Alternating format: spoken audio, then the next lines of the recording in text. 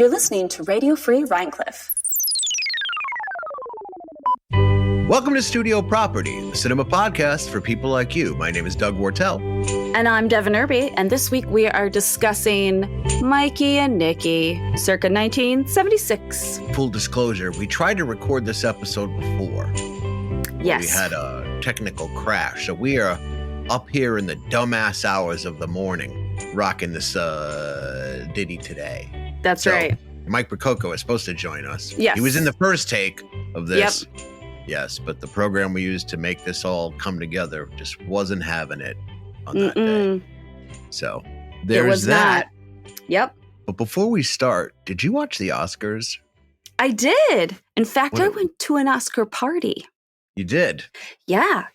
There is a bougie little adorable movie theater where I live, and they hosted an Oscar party. So I actually got to watch the whole show on the big screen.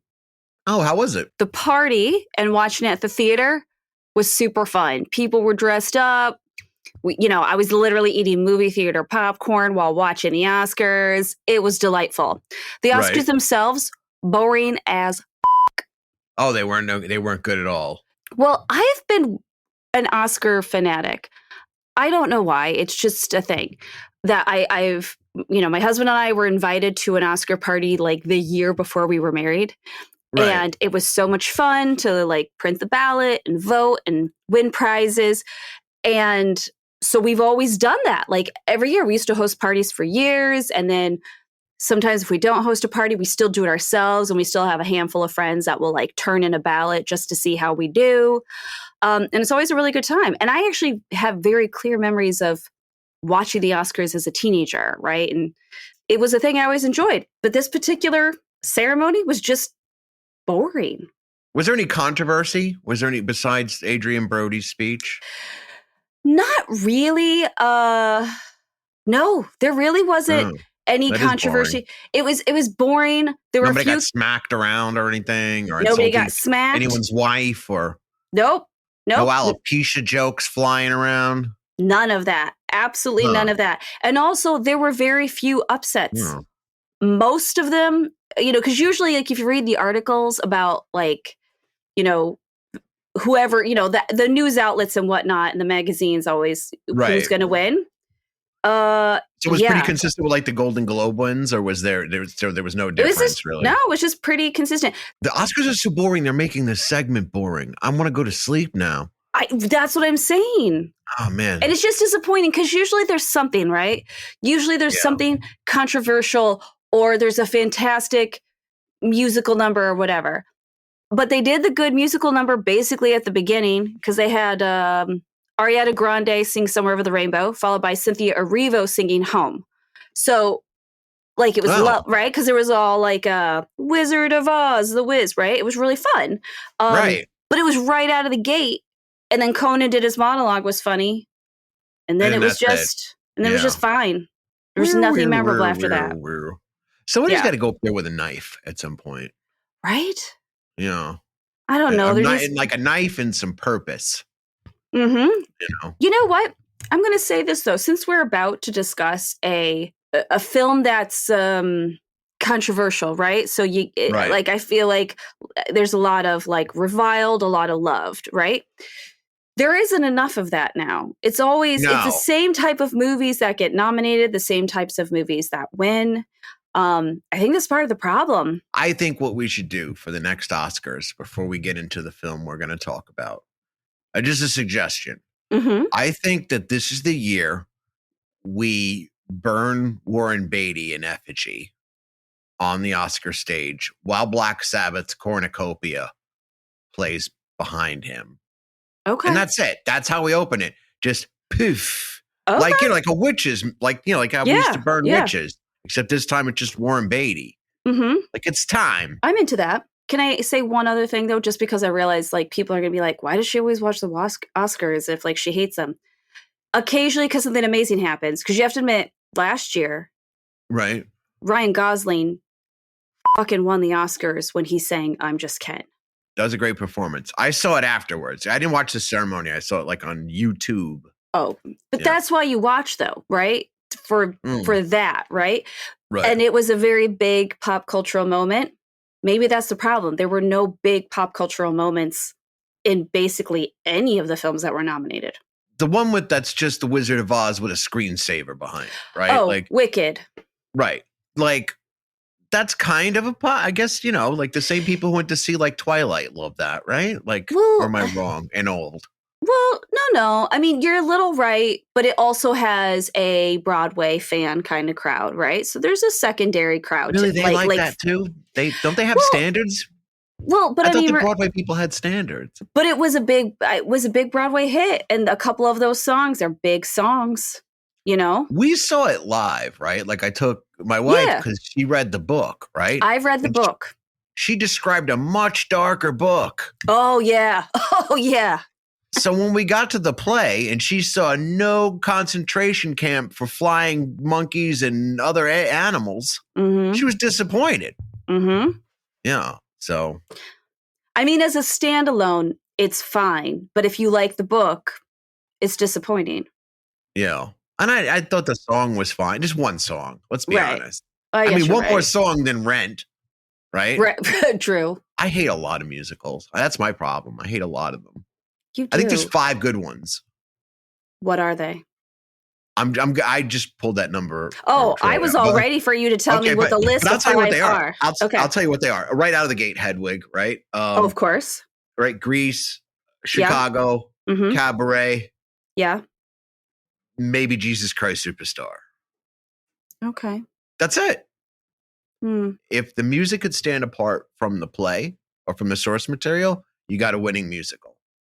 Agreed. Mm-hmm. So. Yeah. Can you name another one? Well, because we're going to hit it at some point. I do love me some Seven Brides for Seven Brothers. That's a musical? It's a musical. Mm-hmm. The most absurd, currently modernly inappropriate musical you could ever think of. It's ridiculous. But everything about the production and the music, fabulous. Absolutely fantastic. It's really good. I got to read some copy to get into this film. Let's do it. Yep. Okay. Let's do it. So the troubled production of Mikey and Nicky is a legend that has been retold over and over ad nauseum. But why? Is it because one artist was so attached to her vision that she hid a few reels of the 1,400,000 feet of film she was court-ordered to surrender when the production ran over time, over budget, and way over patience? Yeah, that's kind of actually why. Also, in case you're wondering, that number wasn't random. Elaine May shot 1,400,000 feet of film making this movie. And for those keeping score at home, that's a little over 266 miles. I looked it up. So to be clear, 266 miles of film was used to create a friendship study that takes place during the night in the life of 2 dirtbags and the poor traumatized women who love them. A little bit about that. Now, I once thought that I would have to teach my daughter why the Little Mermaid isn't a Disney princess she should look up to, which is very controversial in my house because my wife loves her some Little Mermaid. So then I thought, okay, well, wait till she watches Grease. And then at the end, I would sneak up on her like in a bathrobe and woolly socks and be like, Danny changed his sweater first. And then fuck off back to the dad realm, right? Yeah. After seeing this again, I had a better idea. So I think when my daughter turns 12, I'm going to leave like a hard media copy, my Criterion Channel edition, of Mikey and Nicky on the kitchen counter with a note that says, "Too terrible for kids." And let nature take its course. Because I don't want her to grow up to be anyone in this movie. The women, the men, well, maybe the hitman, now that Google Maps has been invented. Fair. But let's find our way into this episode. Devon, hit the theme song. Put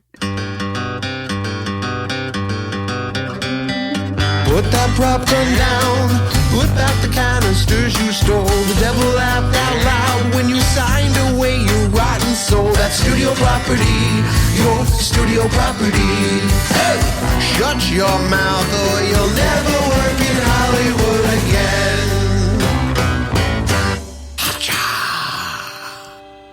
All right, so after that intro, I'm excited to talk about this film with you. I know we're going to kind of skip over maybe some of the lore behind it. Because like you said, it's been dissected to the nth degree. Now, and I'm just to be clear, I'm a huge Elaine May fan. I've got Elaine May t-shirts. I got Nichols and May albums. I've got live performances. I maybe have bootlegs of things I shouldn't have. I love me some Elaine May. And if you want to learn about some of her troubled productions and also just what an awesome human being she is, you can read the biography on Elaine May written by Carrie Corrigan, and it's called Miss May Does Not Exist. I'm going to have to break down and read that at some point. I know this. Yeah. Maybe that's, this does add an element to the film because it is written and directed by Elaine May. Obviously, production was problematic. And the story is, I don't know what I was expecting, but the story's a lot.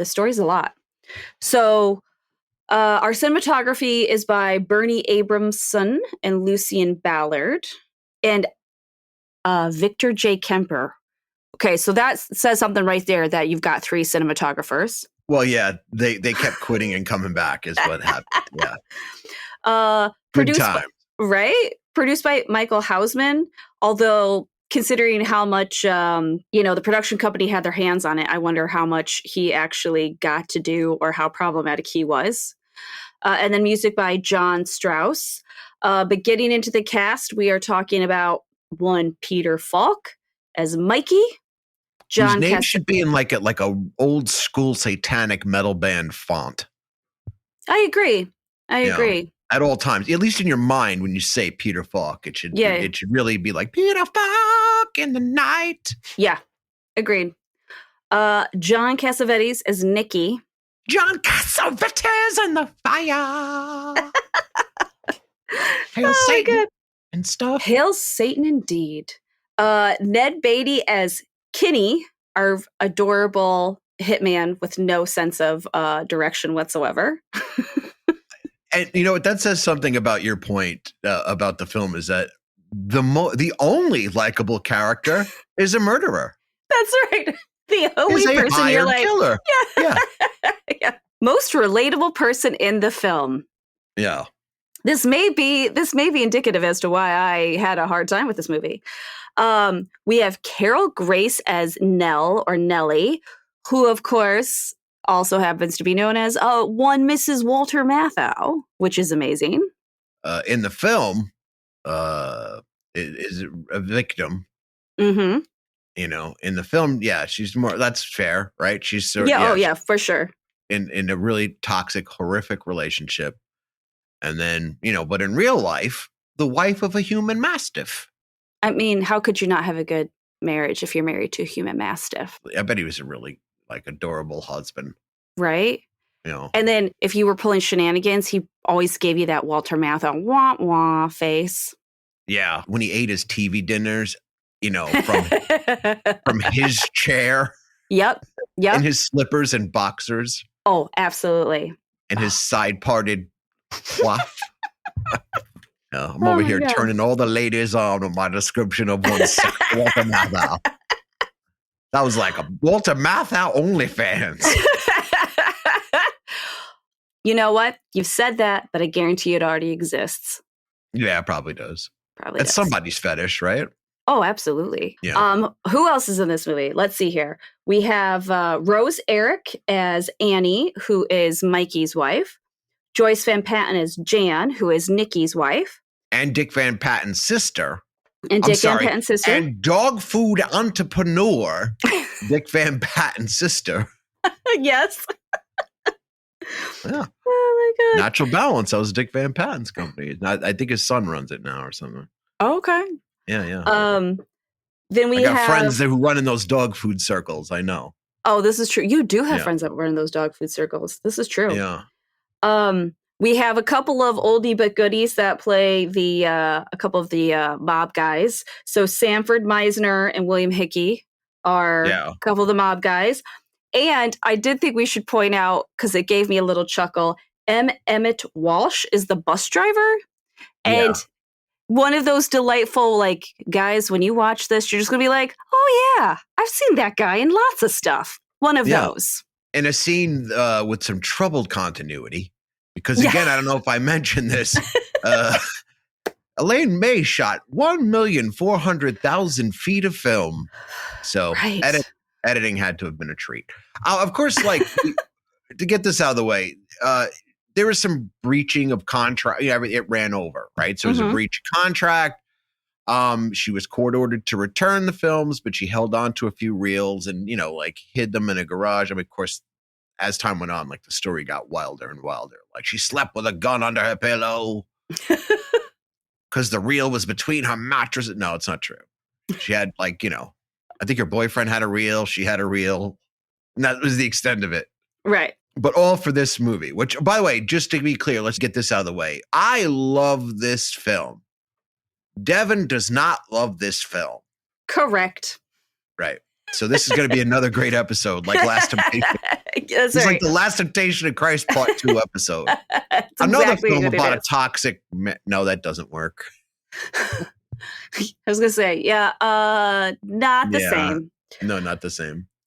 So, all right. Do you want to, before we start discussing where we disagree, do you want to give everybody just a little synopsis, just a little overview of what this movie is about?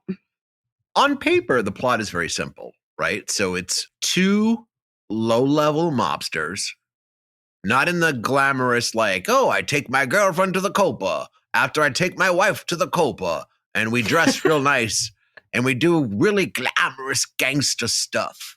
It's not that. It's. I mean, these are dirtbags. Like, they basically run numbers, if that, right? Right. So one of them had stolen from his boss and is now in a panic because he knows a hit has been taken out on him. So he calls his childhood friend, his lifelong friend, Mikey, to come help him out, who is also a low-life gangster. So it is now a mission for Mikey to get Nicky out of town, except Mikey's in on the hit and is trying to get Nicky to stay still for 10 seconds so the hitman, played by Ned Beatty, can catch him in one place and kill him, right? And that's really the plot. That's it. That's the whole plot. Yeah. But as it plays out, you get their entire lifetime vomited out over the course of this film. And that's why I love this film. Why I love this film is because it's so uncommon, right? Or it's unique in that way, right? Like, you get an entire lifetime spilled out in one evening. Everything they love about each other, everything they hate about each other, Mikey's conflict of, there are a couple points where you think he's changing his mind or that he, like, still loves his friend. And then Nicky does something where you're like, oh, yeah, I'd want to have him killed too. And I would say that is the place in which I agree with you, that presentation is interesting. And I do agree with you there, because to me, it essentially played out like Nicky's last hurrah, So Nicky knows he's going to die because he knows he's messed up too big. And there's no way he can tell himself all day long or all night long, as the case may be, that, he's going to make it. He's going to get away. He's going to hide, whatever. But he knows he's not going to get away. He knows he's going to get caught, and he knows he's going to get killed. And then at the same time, Mikey, we know from pretty early on that he is basically, like you said, helping the hitman, trying to, get Nicky to sit still for 10 seconds so that the job can be finished. So Mikey also is aware that when all is said and done, Nicky is going to die. So to me, when you look at it as a whole, it's almost like it was Nicky's last hurrah. They had this one night together. And as you say, they commiserate and they reminisce and they fight and they have fun and they do all these things throughout the course of this one night. And then it's done. And it's done at the end. The examination of their relationship that plays out in this film is the only analogy that I can make about it, right? And this is only because I was listening to the record yesterday, right? And I might have been high. I was listening to the first Funkadelic album because I love that record, right? And there's a song on it called "What Is Soul," and it's like, it's all very wow, Eddie Hazel. Oh, it's dope, right?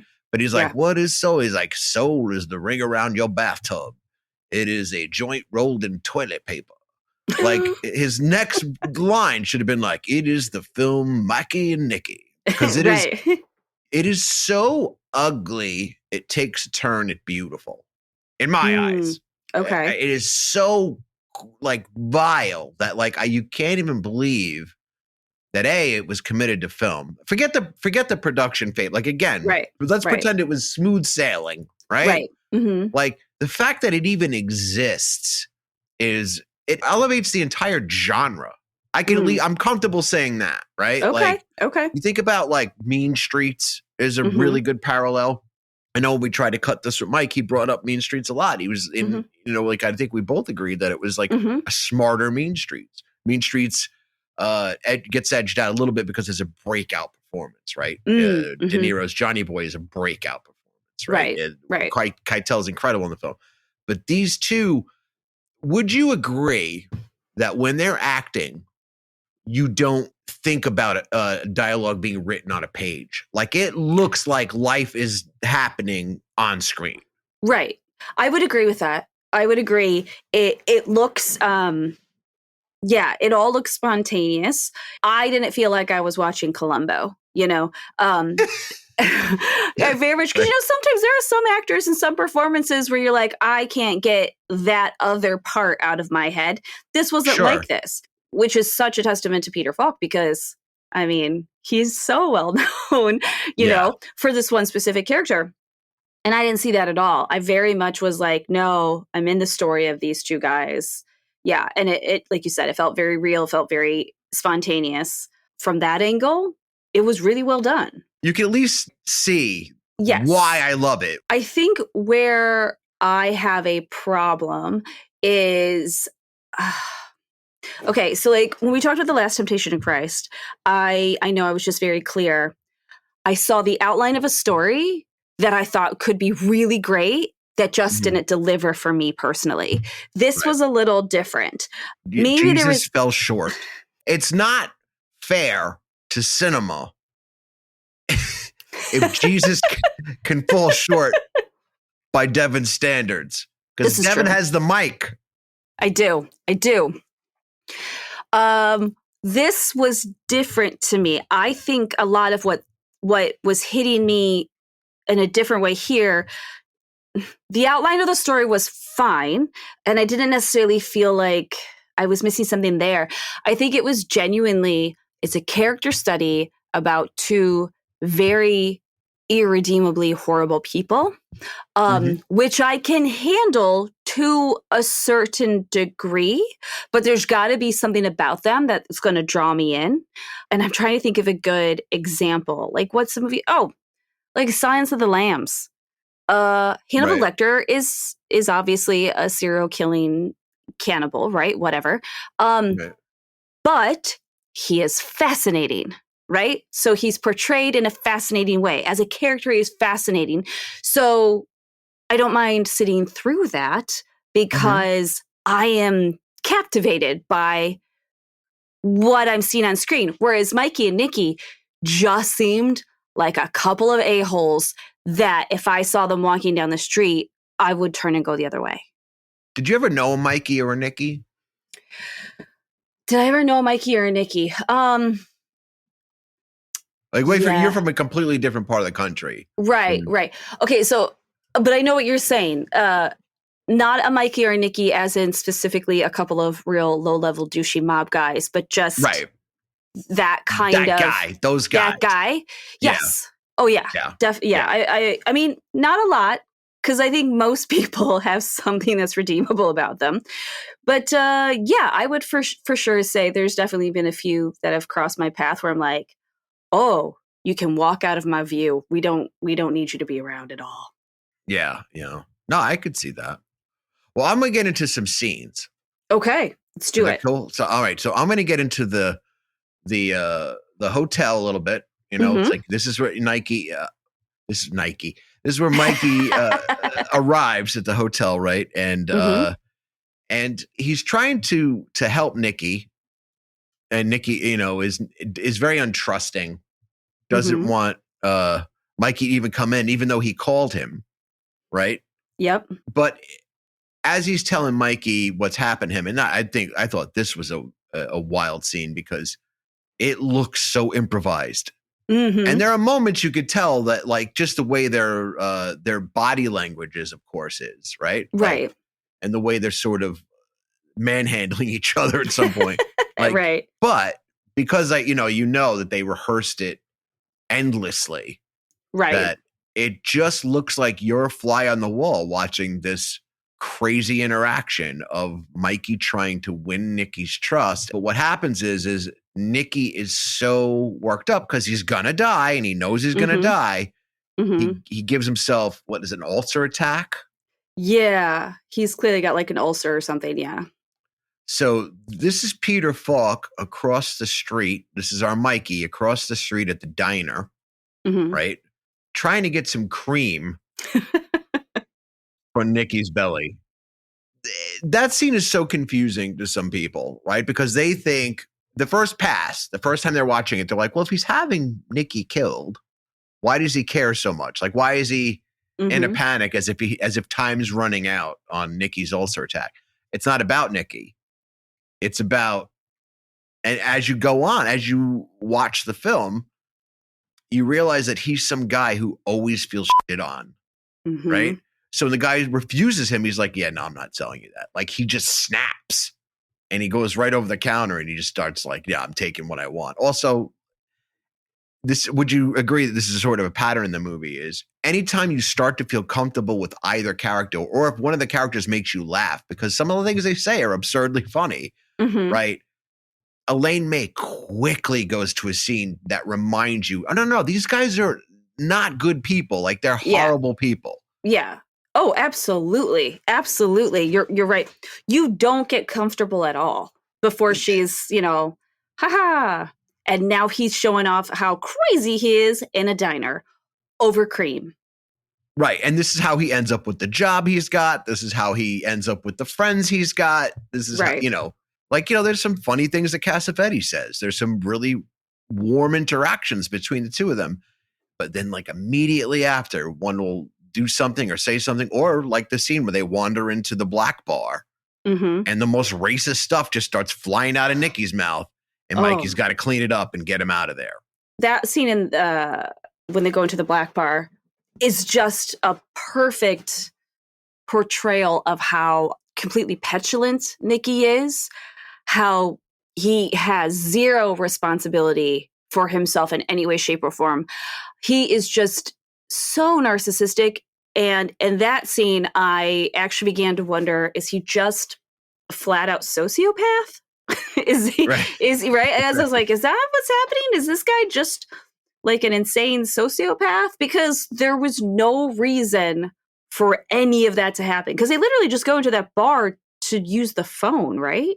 Yeah. The way I took it was I thought that Nicky was sort of taking, like, sort of like when somebody who's dying offs themselves, you know what I mean? So they have control over the situation. So it was almost like because he even says that, like, when Mike's like, you trying to get yourself killed? He was like, or are you trying to get yourself beaten? He was like, it would hurt less. He says something to that effect of like, I'm going to die anyway. And that sort of thing. So that's what it felt like to me. Cassavetes has a lot of frantic energy in the movie, and the editing really helps that along because it's at the same tempo that his synapses are at like any given moment. Yeah, Cassavetes definitely he almost comes across as a drunk tweaker, which I know does not make sense. Yeah, but it does, though. He's like a human speedball. Yeah, he's like a human speedball, and it's well, this is his death rattle, right? Like, true, that is true. Yeah.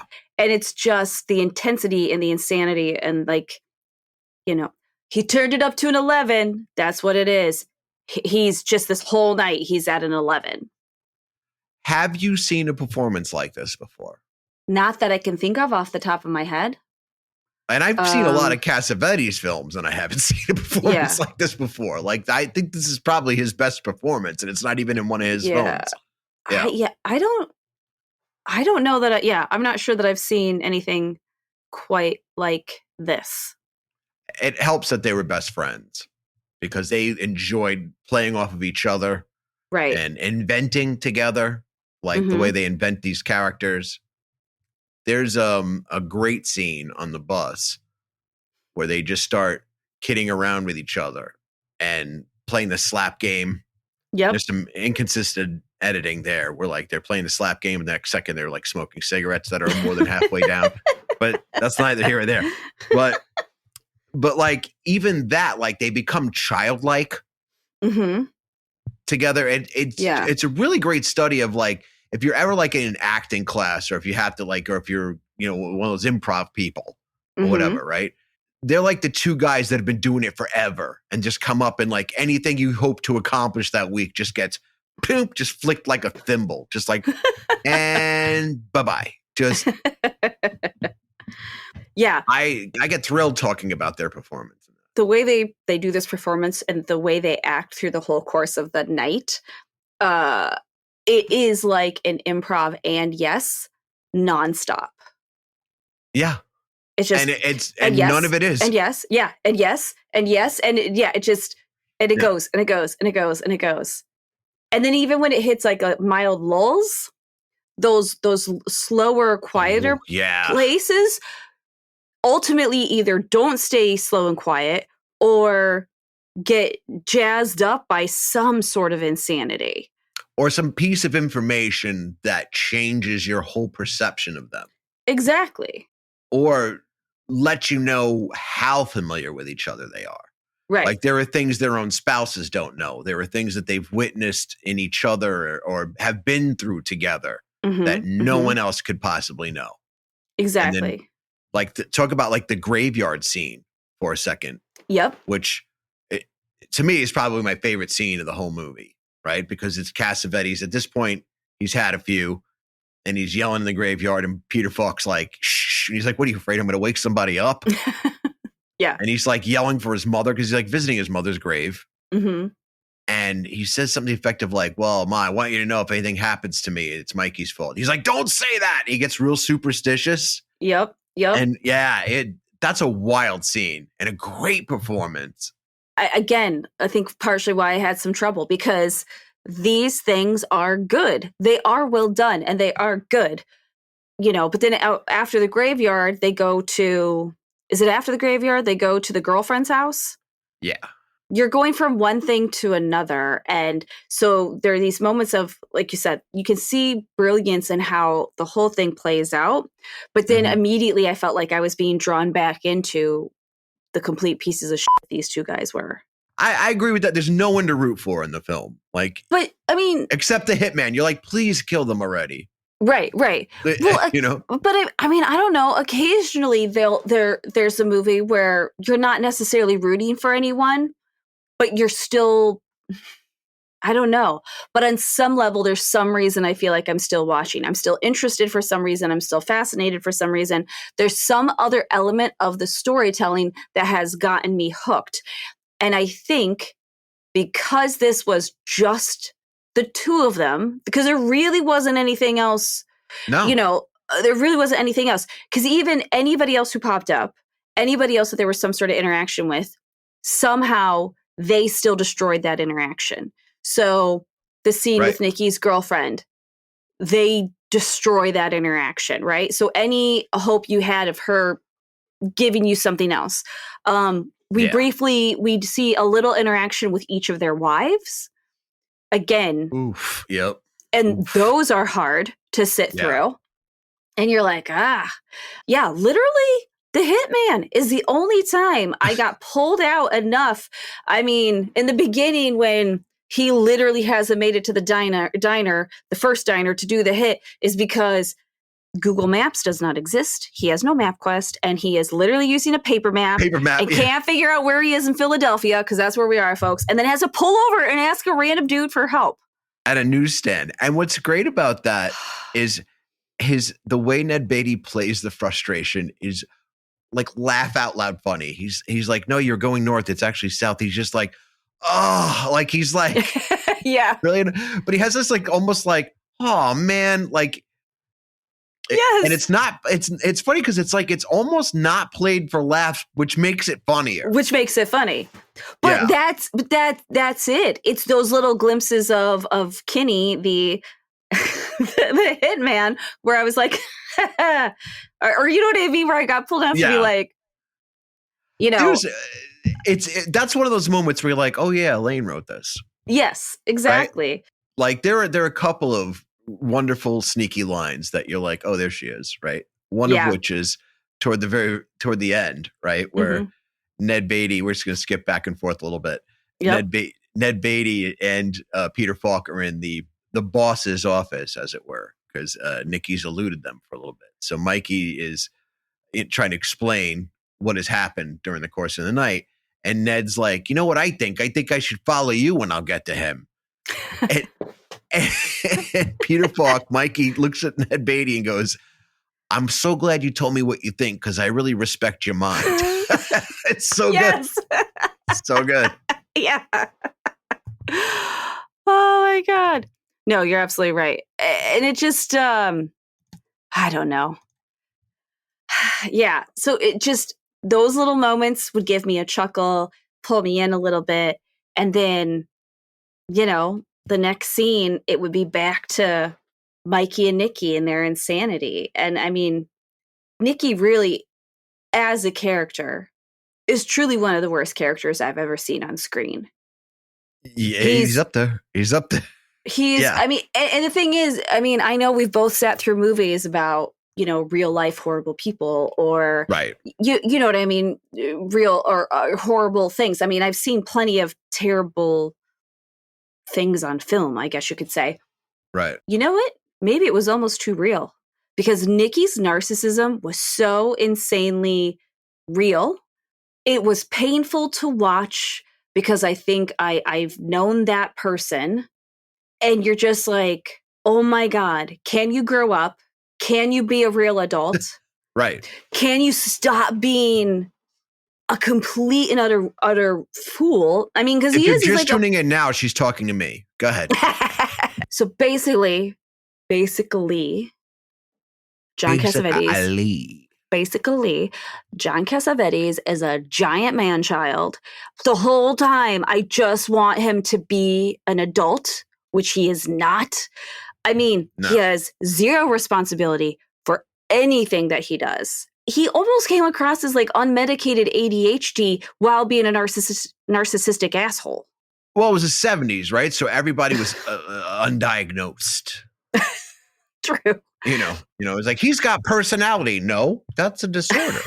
Yes, exactly. I'm like, I was in kindergarten with that kid, right? And you just feel like that's, and he, right? You already had that kid in school, except for the most part, at some point, they either got the help they needed or got the diagnosis that helped them figure out how to make this work, or just had, you know, a good loving family and supportive people around them, and they learned how to manage themselves. And so you're like, they never turn into that guy, or they almost never turn into that guy, right? And John Cassavetes is clearly that guy as Nicky. And so the whole time, just like every time he opened his mouth, I was like, bruh, you just need to fuck off. Like, I was just so annoyed with him the whole time. I just couldn't handle it. Oh, it was so terrible. And then Mikey almost comes across a tiny bit as though, like, oh, maybe he's grown up and he's kind of gotten together. And again, I know I referenced they each have a scene with their wives, right? And you get the feeling Mikey has a much more stable, more adult relationship with his wife versus... Because he presents himself as if he does, right? And he has that confrontation with Cassavetes. He's like, I don't treat my wife like you do. I call. Meanwhile, he's calling a hitman. He's not calling his wife. Right, exactly. Right. But also, you know, once you kind of dive into it and you see those relationships played out, you realize Nicky is married to a lady kind of like himself, who also isn't, she might be trying a little bit because they have a kid, but like she's also not together and not doing anything. On the other hand, Mikey has just married this complete, like, honestly, I thought Mikey's wife came across as a Stepford wife. Okay, so because we meet her at the end of the film, I want to deep dive on that a little bit later. because I think we might have two different theories on Mikey's wife. Okay. So what I do think is we need to talk about the horrible scene, because I know. I mean, but like if the graveyard scene is like one of my favorite scenes in any movie, this is probably my least favorite scene in any movie. Fair. I mean, it isn't Saturday Night Fever or Last Exit to Brooklyn. Right. But it ain't great. No. Somehow I found this. Okay, let's be honest, folks. If you haven't seen it, basically we're discussing the sexual assault in the movie. I actually found this sexual assault harder to watch and more frustrating than the one in Saturday Night Fever. Because the one okay. We're going to have a hard conversation right now. Okay. Now, Nicky's emotional manipulation of this fragile young woman is hard to watch. Trying to getting Mikey involved, and then her biting him, and then him hitting her, and then they leave. Right. Cannot possibly be as hard. As I'm saying, you're going to need an explanation, because anyone listening to this is going to demand an explanation as to how that is harder than a gang rape. Is that right? Is that the... I guess kind of technically it is a gang rape in Saturday Night Fever. Because the guys in Saturday Night Fever, one, right, it's very clearly is what it is. It is rape. She says no. I mean, it's got a little bit of your classic, like, she starts by saying yes, but then she realizes, no, this is not for me. And everybody is allowed to say no whenever they discover that their mind and their body is not okay with what is happening. And she says no. Even in 1977. Even in 1977. Honestly, even in 1297, people, you're allowed to say no. But it's very clearly sexual assault. And if she goes to the cops, those guys can go to jail. And to some extent, I felt like there was much better opportunity for justice for Annette. Sorry, what a terrible reference. Okay. I did not do that on purpose. I'm sorry, everyone. All the listeners are like, whoa, yeah. They're cheering. Yeah. Right. If you heard that episode, you're cheering right now. Go ahead. But both ladies are assaulted. But Annette has the opportunity to come out the other side because she can get justice. She can go to the cops. She can get justice. Those guys, those little douchebag friends of John Travolta's, they're not going anywhere. You know what I mean? Like their lives they are nothing. They're going to be nothing. The cops will find them, and either way, they're gonna die losers. Either way, yes, right. Nicky, on the other hand, has gone his entire life clearly this way. It is obvious. Not only is it not the first time he's done this, it's not the first time he's done it to her. It's clear that this is what he's been doing to know. So not only is there physical assault, because she's saying, no, I don't want to have sex with you right now, because your buddy is literally sitting in my kitchen and I have a studio apartment and he can watch us. I'm not okay with this. So not only is there that, but he is mentally manipulating her the whole time. And he's not just manipulating her, he's gaslighting her, he is destroying her.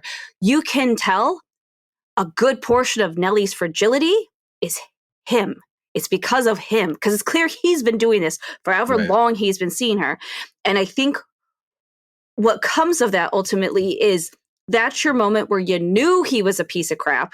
And now you're like, oh, he's clearly been a piece of crap forever. And he takes it to this whole other level where he's not just generically being a piece of crap to people around him. He is hurting people. He's hurting people physically, mentally. He is hurting those around him. And then he not only is it terrible because he's assaulting her and he pushes her into this moment, but he's clearly abused her so much that she then tries to convince herself that it's okay. And so then we're stuck listening to Nellie out loud say, tell me you love me. You hear her literally bargaining. Annette in Saturday Night Fever says no. She's crying. She's saying no. She wants it to stop. The whole time she's like, no, I want this to stop. Nellie is mentally falling apart, and she's trying to, because of everything that he's done, trying to tell herself that she can get through this. And maybe it's not as bad as she thinks it is, which in some ways is worse, because it means that if he doesn't die at the end of this night, he's going to do it again and again and again and again. And then he kicks it up a notch. Because then somehow, for whatever reason, piece of shit Nicky thinks he's going to make, it's hilarious. He's going to go tell Mikey that Nellie's been cheating on him. She's clearly just a slut and a hooker. Right. And a couple other dudes they know have already slept with her, and he knows this. And as long as Mikey's willing to pay her, he can go get him some action. And even though Mikey doesn't seem interested, Mikey allows himself. And again, this is probably the moment when I really knew I didn't like Mikey. Mm-hmm. Because Mikey did not say no. How dumb do you have to be? You've known this asshole your whole life. You know he's f***ing with you. There's no way she's going to be receptive to this. How on earth do you allow yourself to be manipulated to that degree? So then he tries to get Nellie to have sex with him. Nellie's like, now this is one step too far. I've been gaslit enough. I can push myself into thinking I can let Nicky do it, but now I can't. She's on the verge of just breaking, and so ends up biting Mikey in the face, and then there's like a bit of a slap bite. Yeah, and he slaps her pretty hard and very quickly. Yes. I agree. It's definitely the line where you absolutely like, oh no, Mikey's just as bad, right? Mm-hmm. Yeah. I would also say that Nicky, to some extent, has assaulted both of them. Agreed. Whatever dynamic she's in with Nicky, Mikey's in too. Mm-hmm. So, yeah, the argument they have immediately after that is really interesting, because he's back where he was where he first started, like his resentment toward Nicky, and it all comes pouring out. You always had the ladies. You could always, if they never liked me, they liked you, and it just all comes tumbling out. It's a very complicated relationship. It's also, they're very complicated people. Like, yeah, Mikey, that was really gross. You actually did that after you gave him the lecture about how well you treat your wife. You did that. Yeah. So you're lying to yourself. You're lying to him. Mm-hmm. At the same time, you were clear-eyed enough to know, like, she's not a prostitute. She loves you. Like, she likes you. Like, yeah, that's your girl. You don't pay for that. Like, she's loyal to you. Like, so yeah, it's a lot in that dialogue that's playing out in a way where, like, it's not as simple. Yeah, I mean, Mikey, obviously, that was really horrific that he even sat next to her and thought, like, I might give this a whirl. Right? Exactly. Yeah. Exactly. Guilty from that moment on. Right. And then you have to say, too, sorry to cut you off, but I just feel this intensely. Mm-hmm. When Mikey and Nicky are then having the fight afterwards, Mikey never cops to the fact that he literally just tried to rape a lady. He's not owning anything for himself. He's just mad at Nicky because Nicky has yet again manipulated him. And Mikey is correct, and you are correct in that Nicky has manipulated him in the situation, but Mikey does not own what he did. And absolutely correct. And 1000% agree. And of course, so while I was watching that, yes, Mikey should have been mad at Nicky, but at the same time, I'm like, no, you're also a giant piece of trash because you are not owning anything about what just happened. So that was the sexual assault portion of our show. Now, hold on, though, before we move on. I do need to know. We're going to stay here. Okay. We're going to stay here for one moment. Yeah. How do you feel about my explanation as to why I actually found this in some ways worse than Saturday Night Fever? Oh, I could see it. Yeah. I could also see it almost equally realistic, right? I In could their see portrayal. equally realistic. Yeah, equally realistic. But I would also kind of agree because you had better expectations of Mikey than you did Bobby. What was it? Bobby J and Yeah. Yeah. And Joey, what's his face? Joey Can't two even remember times, now. whatever his name is, right? Yeah, because I had zero expectations. I assumed they were, as you would say, casually committing sexual assault in the back of a car on a Saturday night. I assumed they were those people. And I didn't think Nicky was any good. But you expected more of Mikey. Yeah. Even though I thought Mikey was a bad guy, that moment is still, it's insane. It's insane to allow yourself to be manipulated in that way and then to take no responsibility for your portion of it. Right. Okay. So, by the way, this segment of the show was sponsored by stamps.com. Oh, yeah. Yeah. Sorry about that. Yeah. So what's next, Al? We were going to talk about the end of the film when Mikey's conversation with his wife and then Nicky coming to the door. Okay, so there's a piece of information that we need to acknowledge. In the graveyard, the story of Izzy comes up, who was Mikey's brother who died at the age of 10, but went bald from a fever first, right? Mm-hmm. Because Nicky was aware of Izzy, you've come to find out that Mikey's wife was never made aware of Izzy, right? So he's telling her, and this I thought was really interesting. He says to Nicky at one point, my wife likes hearing about my childhood stories. Remember that? Mm-hmm. And then you find out she's never heard that story. Mm-hmm. He's telling her the story for the first time of his brother Izzy who died. And then there's a very convoluted backstory involving his parents where his father, he was like, well, I was supposed to get that watch.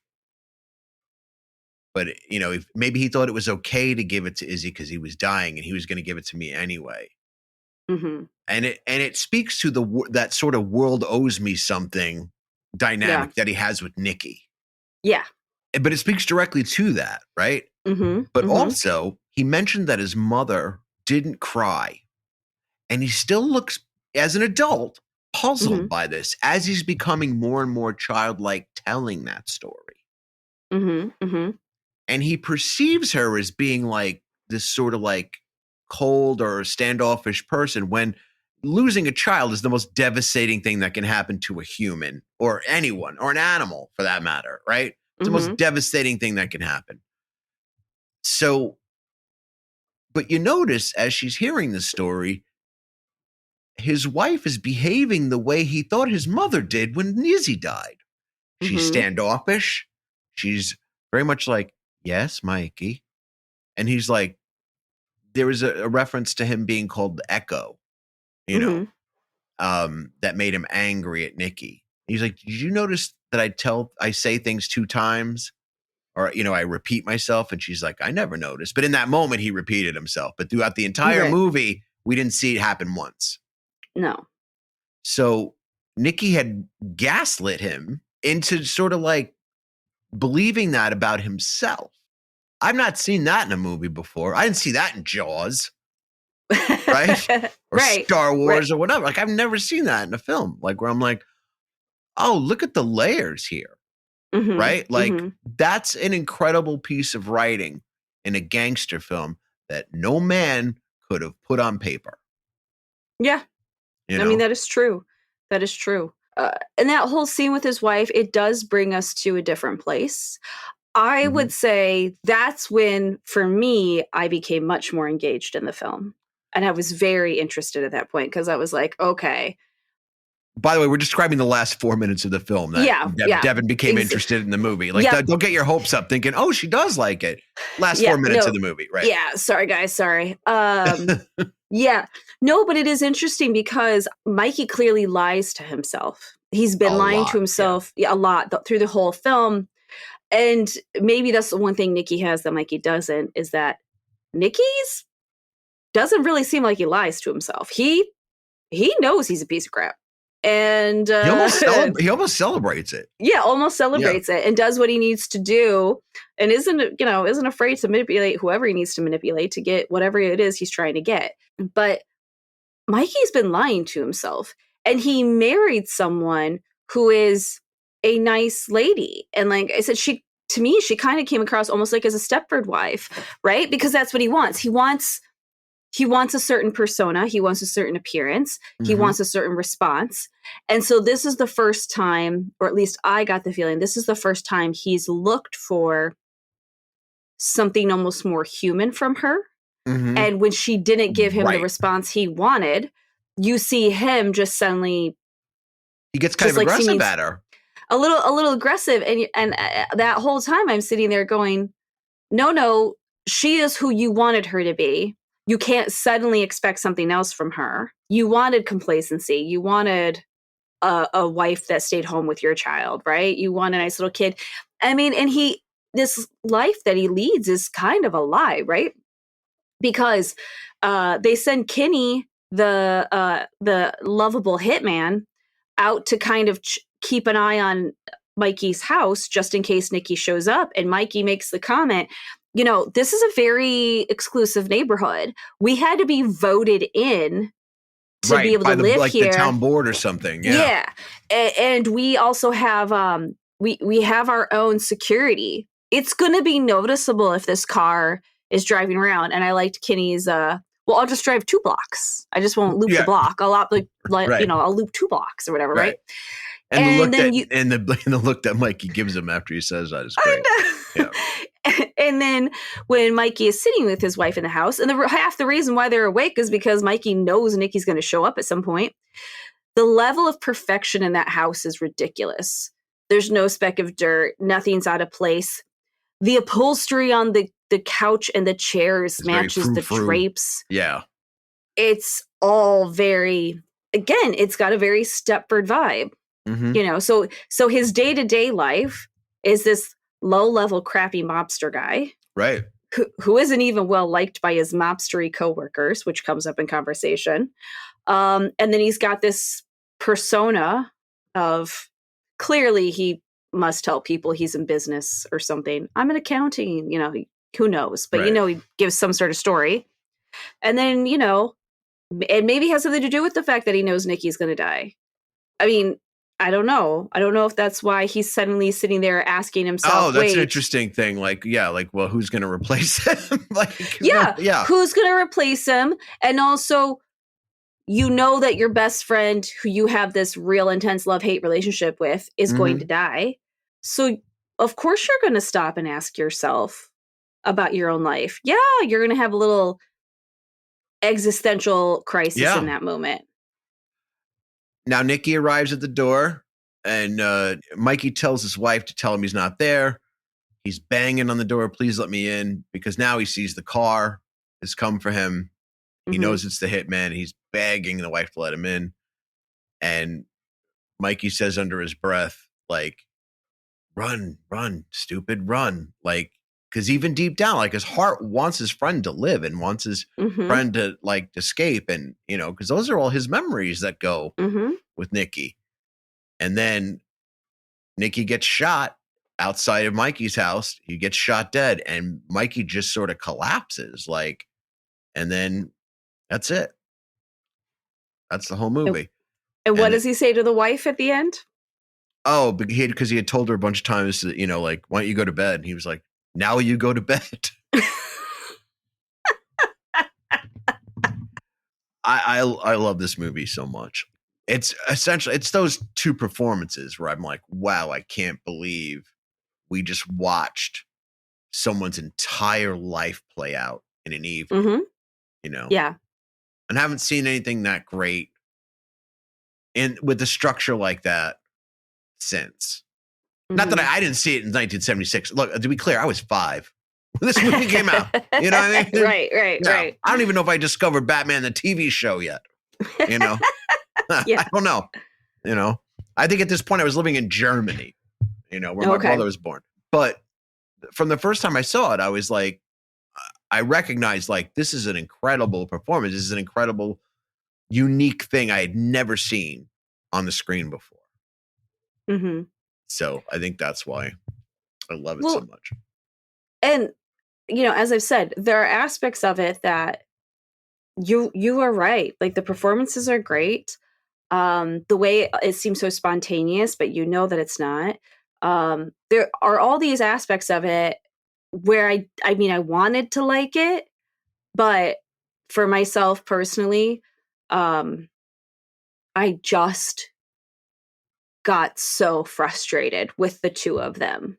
You just described why I hate the band Yes.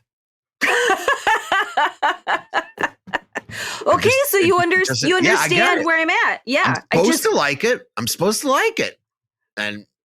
But I just can't get it. I just can't. I get it. It just something can't. between the speaker and my brain and heart are not. And I try. Yeah, they're not every couple of years. I try. Even like I tried with Grateful Dead. I try with Billy Joel. It just doesn't work. Doesn't help. No. I think about songs like The Stranger and how it starts with the whistling and it sounds like a great kung fu movie is about to start, but it's not a great kung fu movie. It's just a shitty Billy Joel song. But I try. But you try. Yeah. And I do feel like I tried on this one. I feel like I'm stretching your patience when this happens. You know what's weird though is like now that I've sat through this, you're like, I can get a tattoo. I can sit through anything. It was a big ask to be like, but I'm glad hey, you Dev, asked. Hey, Dev, check out this film that has no redeemable characters. And there's a sexual assault. See you next week. You know, like.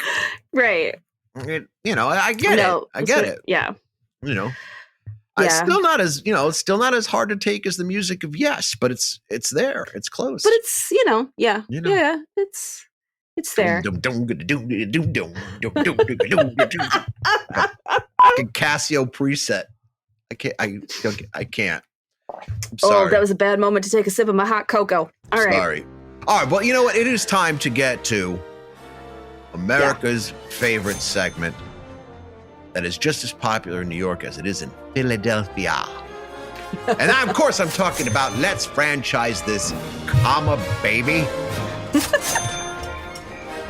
If you are just tuning in, and good for you, this is the part of the show where we take all of the content we had just discussed and propose a new film, whether it's a sequel, a prequel, a musical, or it could be anything. It could be a social media post. As long as it makes us money, how do we make it happen?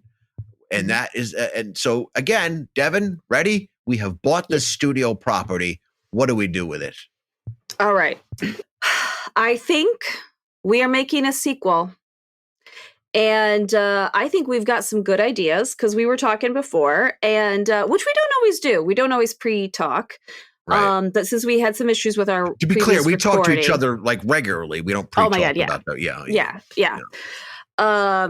So this is the idea, folks. Mikey's been in jail. Because let's be honest, the way the film ends, Nicky is killed. The hit happens on Mikey's front stoop in that fancy neighborhood. Yeah. There's no way Mikey ain't going to jail, right? Yeah. Because he's going to get booted from the neighborhood or something's going to happen. Even if it's not for that murder, somehow Mikey's not coming out of this unscathed. So it's a little worse than painting your garage a different color. Precisely. Yeah. Precisely. Or storing your trash cans in the driveway. Right. Or building a greenhouse when you didn't have a permit. Exactly. So what we're assuming is not properly securing your child's swing set. Oh yeah. Yeah, that's a big Yeah. one. Yeah. Well, I tell you what, in this neck of the woods, it is. You know, Yeah. we're on the edge of Tornado Alley, so you know. Yeah, it's true. Yeah, that's Windy almost as day. bad. No, that's probably worse than murdering your best friend on your front porch. Yeah. Oh yeah, because nobody wants to see your upended old school metal swing set. That Or Sammy Hagar era Van Halen song. I was gonna say that. You don't all I want to could see think that. was like, no, you don't. What's is that Humans movie? being tornado song. Yeah, you don't. I was thinking of what the hell is that movie? The scary movie Final Destination. The Final Destination where somebody gets impaled. I'm sorry I couldn't $64,000 pyramid you on that. No, that's okay. It was fun. I wanted to watch you get there. And I mean, at least I got there. You did. Yes. No.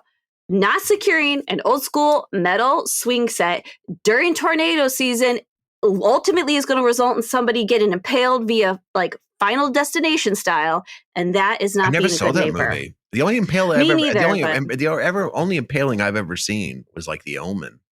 One of the Omens. Really? Like a priest walks to like a gate or something, and like just this piece of fence comes out of nowhere, like whoa! And he just gets like that. Looked like it came from a tornado too, though. Probably. Sail on, blow on, tornado song. I don't know the actual words. I just know that That was good though. They did a That was Twister solid. song. Yeah, I could be in Van Oh Hagar. my god. Yeah. Yeah. All right. We got to do a substantial amount of rewinding now. The rewinding is Mikey clearly has gone to jail. Nicky is dead. Right. So Mikey's little son, who's probably about 5 in this first film, and then Nicky's daughter, who's 1, maybe? Yeah. Clearly have both grown up without their fathers. And become cops as you do. Yeah. This lays the groundwork for the two of them to become cops. I could jump in, and I'm not going to pretend I didn't hear this before, because we did try to cut the episode before. We did. Yeah, we tried. But they're investigating the murder, and it's a backdoor sequel, right? Like The Color of Money. It's not like a direct sequel to The Hustler, but you know, right? So these two cops are investigating what turns out to be the suicide or murder of their dead father's mistress. That's right. No. One Nelly. Looks like foul play. It's kind of weird. And then, you know, the mother like tells her or something. We haven't worked that out yet. Yep, we haven't worked that part out yet. Yeah. But we feel like this is a solid storyline. Because this puts us, so our movie came out in 76. It was filmed in 73. We're making an assumption its timeline is somewhere between 73 and 76. So they're 90s. adults. They've become cops. We're in the 90s. And we're gonna make a killing on that soundtrack. Because you know what came out in the 90s? What? Sail on, blow on.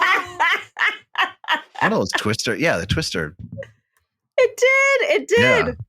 I was all ready for you to actually sing a song because you know I want this movie to start with Motown Philly, right?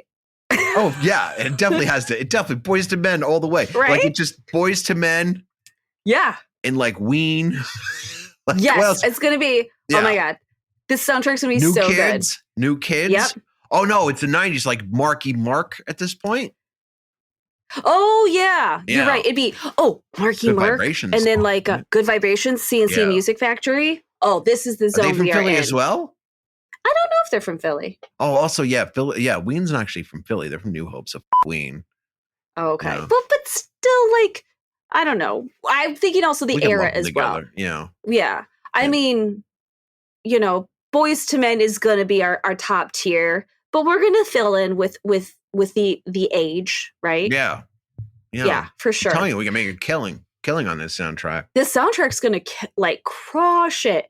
Now, do you want to let everybody know who we've decided to cast in this bitch? Because it's good. We got a good cast on this one. We didn't give them names, so we just for now, just in our brains, we call them Mikey and Nicky Jr., even though one's a woman. Oh, no. Hold on. Mikey's kid is named Henry, I think. Oh, it's Henry? Okay. I think I could swear the little boy is Henry. And I kind of think, isn't the little girl, I think they say her name at one point. I think it's Stephanie. I want to say it's like Henry and Stephanie. I think they say the names. Okay. All right. Yeah. So we're not doing like Michelle and Nicole. Or No. Michelle and Nicholas or whatever. Yeah. We're not doing Michelle and Nicholas. Right. No. Yeah. I like it. I Yeah. like it. All right. So I just remember that Nicky's daughter is strange because she's already the female Peter Falk, but we're having her play Cassavetes' daughter, for continuity's sake, is going to be, of course, Natasha Lyonne, who I definitely cast on something else before as this series went on, but I don't remember which film. She's going to kill it in this, though. It's going to be so good. Also, her as a cop is going to bring me so much joy. Well, don't you watch Poker Face? Because she pretty much plays Columbo in Poker Face. You're right. No, I don't watch Poker Face yet. I've been meaning to. I don't watch it yet. I guess in my head, I was thinking like a uniform detective. That's the part that kind of made me giggle. But I guess as they're detectives, it'd be street clothes. Okay, never mind. It removes the uniform, and that's okay. You need the uniform? No, I don't need the uniform. It's just that was the part that was making me giggle. Somehow Natasha Lyonne in a cop uniform was making me giggle. That is pretty fun, though. I thought it was kind of funny. Fun. Yeah, I think it's funny. Yeah, we either go with that or we give her, we'll give her some role reversal action and give her the Columbo trench coat. Oh, okay. I mean we could do that too. Her father kind of wears it in Mikey and Nicky. Yeah, he does. And who is now playing Mikey's son? Well, clearly we're gonna get that Oscar pull, so we've decided to go Kieran Culkin. Yeah. Right? I mean, that's some money right there. The two of them. Brother of the Mac Man. That's right. It's going to be good. It's going to be good. And we've decided that, right? It's super solid. We've decided that Joyce Van Patten, because she's still alive, so that was Nicky's wife, we're going to make her the grandma. Right. She can be Natasha Lyonne, a.k.a. Stephanie's grandmother. There you go. Perfect. Right? Right. Little cameo. Everybody's going to love it. I love it already. Right? Yeah. And then the other thing is we've already decided Mikey is still alive. So maybe he's recently released from jail or maybe he's still in jail and we just see him at some point while he's in jail. Yeah, I don't think his sentence would be that. No. Well, we also don't know what he got caught for. Right. And a lot of the evidence on this specific thing would be circumstantial. This is true. Yeah. But again, I'm working with the idea that if he didn't get busted for that specific incident, he got busted for something else. How about that? He got busted for something else because, and obviously they got booted from that neighborhood. So things went downhill. And so clearly he would have gotten busted for something else. But so he may be out of jail. He might be in jail. I don't know. Is there a subplot where like him and his son don't get along and like Nicky's daughter helps bridge that? Are we going to do that? Oh, absolutely. I think so. That's a money-making plot. I like it. Yeah, we're not doing art in this remake at all. No, we're not doing art. We're just trying to make money. Yeah, right. Yeah. All money. Yeah. Mikey clearly is a father figure to her too, because he's obviously got guilt because, right? And he's got to explain that backstory to her throughout the course of the film because she doesn't know the story. Exactly. Right. She just knows where it happened or whatever, but like she doesn't know the details. Right. So in the course of the film, he has to like sort of almost confess.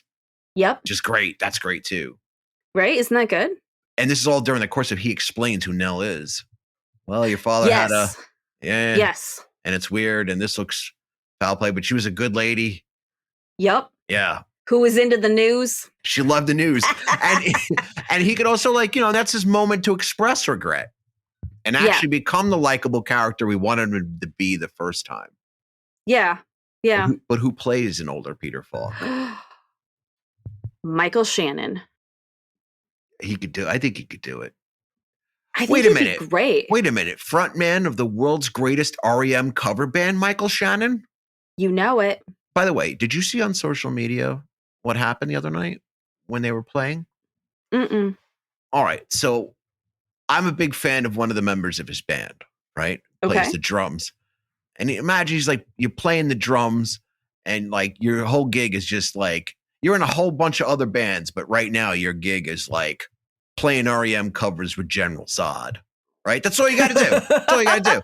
You get up there and just do like Fables of the Reconstruction with General Zod, which is already great, right? But then you go to the Georgia stop at the 40 Watt Club. I don't know if you've ever been. I've been. Yeah. But what happened was General Zod and the guys were playing REM tunes, and Peter Buck had already gotten on stage. And then Michael Stipe got on stage and they did Pretty Persuasion. And as they were doing the tune with Zod, Mike Mills gets on stage, and then the drummer gets like the original drummer who couldn't, who had the brain, famously had the brain aneurysm. Is getting there with a tambourine and they're just playing this tune. And you're like, oh, wow, a reunited REM just played one of their tunes with the world's greatest REM cover band. It's all over the place. You could see it. All right. I'm going to have to look this up. It's cool. It's cool. I was really a long, lengthy thing, but I was very excited about it. And I'm not even I'm not even a big REM fan, but it was cool to see. Nice. I agree. I'm also not like the world's biggest REM fan, but I'm the world's biggest Replacements fan. And that's probably what, what stopped me from being, we were at that era when you were like in one camp or the other. Oh, okay. Gotcha. It was childish. Gotcha. It was childish. I was childish. Yeah. Not unlike one Nicky. Well, yeah. Oh, so that brings us back to Nicky. I think I love this movie. What do we call it? Oh God, I don't know. What do we call it?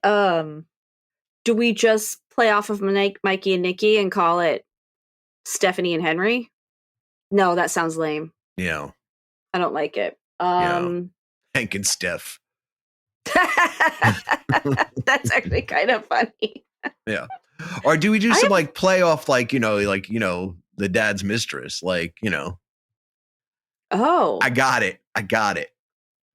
Side piece.